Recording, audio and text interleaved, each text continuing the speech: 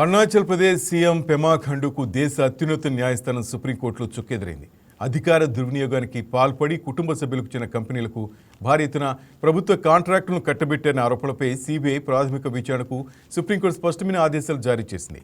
మొత్తం అక్రమాలపై ప్రాథమిక విచారణ జరిపి 16 వారాల్లోపు నివేదికను సమర్పించాలని సీబీఐని జస్టిస్ విక్రమ్నాథ్ నేతృత్వంలోని ధర్మాసనం ఆదేశించింది.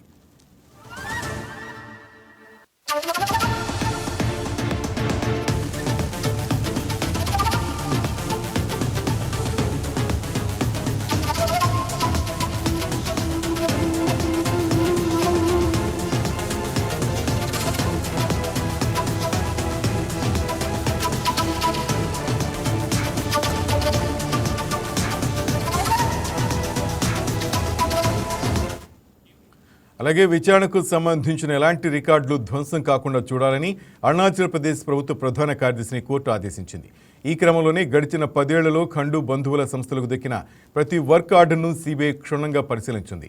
రాష్ట్ర పోలీసులు ఈ కేసును నిష్పక్షపాతంగా విచారించలేరని, కాబట్టి స్వతంత్ర దర్యాప్తు సంస్థ అయిన సీబీఐతో విచారణ జరిపించడం అవసరమని కోర్టు అభిప్రాయపడింది. ఈ పరిణామం అరుణాచల్ ప్రదేశ్ రాజకీయాల్లో తీవ్ర కలకలం రేపుతోంది.